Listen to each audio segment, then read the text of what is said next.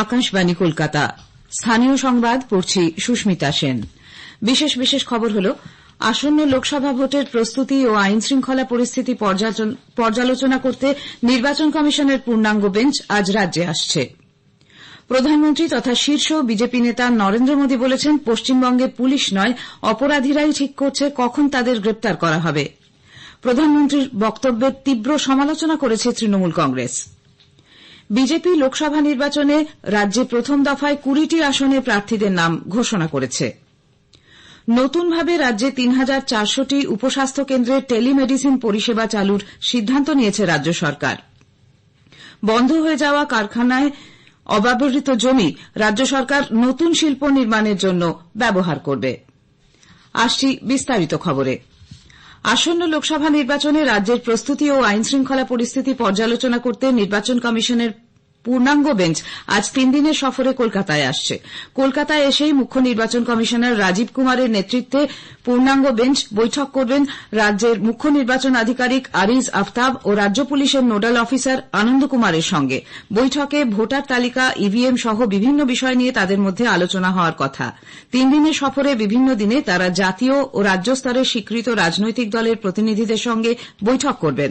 আলোচনায় বসবেন জেলা নির্বাচন আধিকারিক, পুলিশ প্রশাসনের পদস্থ আধিকারিকদের সঙ্গে। রাজ্যের মুখ্য সচিব ও রাজ্য পুলিশের মহানির্দেশকও বৈঠকে অংশ নেবেন। কেন্দ্রীয় সরকারের জনকল্যাণমুখী প্রকল্পগুলি রাজ্যে সঠিকভাবে বাস্তবায়নে তৃণমূল কংগ্রেস সরকার সচেষ্ট নয় বলে প্রধানমন্ত্রী তথা শীর্ষ বিজেপি নেতা নরেন্দ্র মোদী অভিযোগ করেছেন। নদিয়ার কৃষ্ণনগরে এক জনসভায় শ্রী মোদী গতকাল রাজ্য সরকারের সমালোচনা করে বলেন, এই সরকার প্রতিটি ক্ষেত্রেই দুর্নীতিগ্রস্ত। কেন্দ্রীয় প্রকল্প রূপায়ণে বাধা সৃষ্টি করছে রাজ্যের শাসক দল। এ প্রসঙ্গে প্রায় ১,০০০ শয্যা বিশিষ্ট কল্যাণীর এইমসকে পরিবেশ সংক্রান্ত ছাড়পত্র দেওয়ার বিষয়ে রাজ্য সরকারের বাধাদানের বিষয়টি তুলে ধরেন তিনি। আয়ুষ্মান ভারত স্বাস্থ্য প্রকল্প এ রাজ্যে বাস্তবায়ন করা হচ্ছে না বলেও তিনি অভিযোগ করেন। पश्चिम बंगाल सरकार को कल्याणी एम्स के बन जाने से उसको दिक्कत है, उसको परेशानी है। इतने बड़े अस्पताल को लेकर टीएमसी सरकार पर्यावरण से जुड़ी परमिशन का अड़ंगा लगा रही है।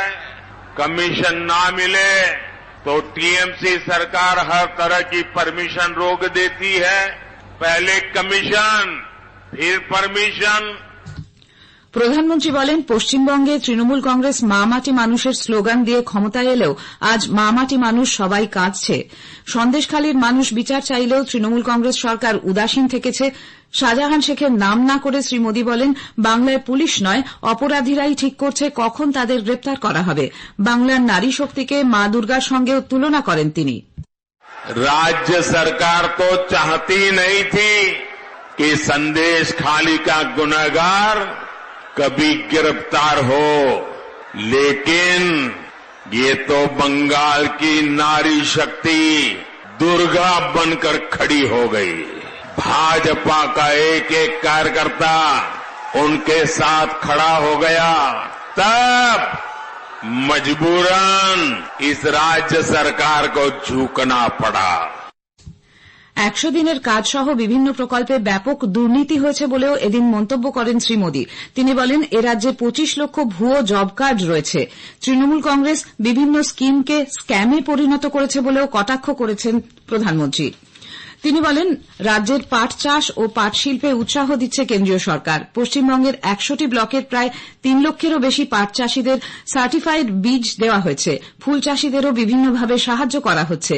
চাল, গম, চিনি প্রক্রিয়াকরণে পাটের বস্তার ব্যবহারে কেন্দ্রীয় সরকারের উৎসাহ দানের ফলে এ রাজ্যের চটকলগুলিতে পাটের বস্তা তৈরির বরাত অনেক বেড়েছে বলে প্রধানমন্ত্রী উল্লেখ করেন।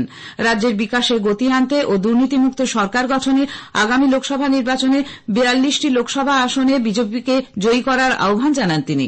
জনসভার আগে কৃষ্ণনগরে এক সরকারি অনুষ্ঠানে ১৫,০০০ কোটি টাকার উন্নয়নমূলক প্রকল্পের উদ্বোধন ও শিলান্যাস করেন প্রধানমন্ত্রী। প্রধানমন্ত্রী নরেন্দ্র মোদীর কৃষ্ণনগরের সভার বক্তব্যের বিরোধিতা করে রাজ্যের পুর ও নগরোন্নয়ন মন্ত্রী তথা তৃণমূল কংগ্রেসের শীর্ষ নেতা ফিরহাদ হাকিম বলেন, বাংলায় তোলাবাজ থাকলে আইন অনুযায়ী ব্যবস্থা নেওয়া হোক। যদি কেউ 100 দিনের কাজের টাকা চুরি করে থাকেন তাহলে তাদের বিরুদ্ধে আইনানুগ ব্যবস্থা নিতে অসুবিধে নেই। কলকাতার কেন্দ্রীয় পুর ভবনে গতকাল ফিরহাদ হাকিম সাংবাদিকদের প্রশ্নের জবাবে বলেন, যে অন্যায় করেছে তাকে শাস্তি দেওয়া হচ্ছে না, যে খাটনির বিনিময়ে ন্যায্য টাকা পাবে তার টাকা বন্ধ করে শাস্তি দেওয়া হচ্ছে। আসলে প্রধানমন্ত্রী বাংলাকে বঞ্চিত করছেন বলে মন্তব্য করেন ফিরহাদ হাকিম। এখন উনি সরকারে আছেন তাই কেউ কিছু বলতে পারছেন। ওদের যে স্ক্যামগুলো আছে, ওদের যে ব্যাংকের টাকা পাচার হয়ে গেছে, হাজার হাজার কোটি টাকা পাচার হয়ে গেছে, সেই সব স্ক্যাম যেদিন ও সরকারে থাকবে না সেদিন তো বেরোবে। সন্দেশখালী ইস্যু এবং রাজ্যের আইন শৃঙ্খলা পরিস্থিতির অবনতি হয়েছে অভিযোগ তুলে বাম, ছাত্র, যুব ও মহিলা সংগঠন গতকাল বসিরহাট এসপি অফিস ঘেরাও অভিযান চালায়। ইছামতি সেতু পেরিয়ে মিছিল সংগ্রামপুরে পুলিশের সুপারের দপ্তরের কাছে পৌঁছলে ব্যারিকেড করে তাদের বাধা দেওয়ার চেষ্টা করা হয়। বাম যুবকর্মীরা ব্যারিকেড টপকে ভেতরে ঢুকে পড়লে পুলিশের সঙ্গে তাদের ধস্তাধস্তি শুরু হয়। র্যাফের কর্মীরা সেই সময় লাঠিচার্জ করেন বলে অভিযোগ। বাম যুবনেত্রী মীনাক্ষী মুখার্জি পুলিশের সঙ্গে কথা বলতে গেলে ঢুকতে বাধা দেওয়া হয় তাকে। প্রতিবাদে বামকর্মীরা রাস্তায় বসে পড়ে বিক্ষোভ দেখাতে থাকেন। অবরুদ্ধ হয়ে পড়ে বসিরহাট তেঁতুলিয়া রোড। পরে 5 সদস্যের একটি প্রতিনিধি দল পুলিশ সুপার হোসেন মেহেদি রহমানের সঙ্গে সাক্ষাৎ করে তার হাতে স্মারকলিপি তুলে দেন। মীনাক্ষী বলেন, ওনারা আমাদেরকে একটা কাগজ দিতে পারেননি যে সেদিনকে কোথায় কোথায় 144 ছিল, কেন আমাদেরকে বের করে দেওয়া হলো এবং তৃণমূলকে জামাই আদর করে ডাকা হলো। আইজি রহমানের বিরুদ্ধে তারা কি ব্যবস্থা গ্রহণ করলেন বা তার কাছে কি জবাব তলব করলেন সেগুলো জানতেই যেতে হবে। যদি প্রশ্নের উত্তর দিতে চান তাহলে ওনারা বাধা দেবেন না, যদি প্রশ্ন থেকে মুখ ঘোরাতে চান তাহলে প্রভোকেশন তৈরি করবেন, বাধা দেবেন। বিজেপি আসন্ন লোকসভা নির্বাচনে পশ্চিমবঙ্গে 20টি আসনের জন্য প্রার্থী তালিকা ঘোষণা করেছে।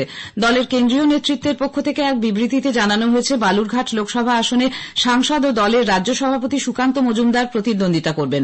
এছাড়া উল্লেখযোগ্য প্রার্থীদের মধ্যে রয়েছেন কোচবিহারের সাংসদ ও কেন্দ্রীয় প্রতিমন্ত্রী নিশীথ প্রামাণিক, আলিপুরদুয়ারে বর্তমান বিধায়ক মনোজ টিগ্গা, মালদা উত্তরে সাংসদ খগেন মুর্মু, মালদা দক্ষিণে বিধায়ক শ্রীরূপা মিত্র চৌধুরী, রানাঘাট কেন্দ্রে বর্তমান সাংসদ জগন্নাথ সরকার, বনগাঁয় সাংসদ ও কেন্দ্রীয় প্রতিমন্ত্রী শান্তনু ঠাকুর, হুগলিতে সাংসদ লকেট চট্টোপাধ্যায়, ঘাটালে অভিনেতা বিধায়ক হিরণময় চট্টোপাধ্যায়, পুরুলিয়ায় বর্তমান সাংসদ জ্যোতির্ময় সিং মাহাতো, বাঁকুড়ায় সাংসদ ও কেন্দ্রীয় প্রতিমন্ত্রী সুভাষ সরকার এবং বিষ্ণুপুরে সাংসদ সৌমিত্র খান প্রতিদ্বন্দ্বিতা করবেন। এছাড়া হাওড়া লোকসভা কেন্দ্রে ডা রথীন চক্রবর্তী এবং কাঁথি লোকসভা কেন্দ্রে বাবা শিশির অধিকারীর জায়গায় বিজেপি প্রার্থী হিসেবে প্রতিদ্বন্দ্বিতা করবেন রাজ্যের বিরোধী দলনেতা শুভেন্দু অধিকারীর ভাই সৌমেন্দু অধিকারী। স্থানীয় সংবাদ শুনছেন আকাশবাণী কলকাতা কেন্দ্র থেকে। নতুনভাবে ৩,৪০০টি উপস্বাস্থ্য কেন্দ্রে টেলিমেডিসিন পরিষেবা চালু করার সিদ্ধান্ত নিয়েছে রাজ্য সরকার। ফলে সাধারণ মানুষ বাড়ির কাছে স্বাস্থ্যকেন্দ্রে গিয়ে বড় হাসপাতালে চিকিৎসকদের পরামর্শ নেওয়া ছাড়াও বিশেষজ্ঞ চিকিৎসকদের সঙ্গে সরাসরি কথা বলতে পারবেন। উল্লেখ্য, বর্তমানে রাজ্যে 6,680টি সুস্বাস্থ্য কেন্দ্র, 780টি প্রাথমিক স্বাস্থ্যকেন্দ্র এবং 450টি পুর স্বাস্থ্যকেন্দ্রে টেলিমেডিসিন পরিষেবা চালু রয়েছে। রাজ্যের পঞ্চায়েতগুলির অধীনে থাকা 1,250টি স্বাস্থ্যকেন্দ্রে আগামী সপ্তাহেই হোমিওপ্যাথিক, আয়ুর্বেদিক ও ইউনানি চিকিৎসা সম্বলিত স্মার্ট হেলথ কেয়ার সিস্টেম চালু করার বিষয়ে সিদ্ধান্ত নেওয়া হয়েছে বলে স্বাস্থ্য দপ্তর সূত্রে জানা গেছে। রাজ্য সরকার বন্ধ হয়ে যাওয়া কারখানার অব্যবহৃত জমি নতুন শিল্প নির্মাণের জন্য ব্যবহার করার সিদ্ধান্ত নিয়েছে। পাশাপাশি যেসব শিল্প সংস্থা জমি নিয়েও তার সবটা অংশ কাজে লাগাতে পারেনি, নতুন শিল্প গড়তে সেই জমিকেও কাজে লাগানো হবে বলে শিল্প দপ্তর সূত্রে জানা গিয়েছে। পশ্চিম মেদিনীপুরের গড়বেতা, পশ্চিম বর্ধমানের দুর্গাপুর, মঙ্গলপুরের মতো বিভিন্ন জায়গায় বর্তমানে রাজ্যের হাতে এরকম প্রায় 1054 একর অব্যবহৃত জমি রয়েছে। কলকাতা পুরসভার সংযোজিত এলাকায় এখন থেকে বাড়িতে জলের লাইনের ফেরুল পরিষ্কার করার জন্য কোনো চার্জ বা টাকা দিতে হবে না।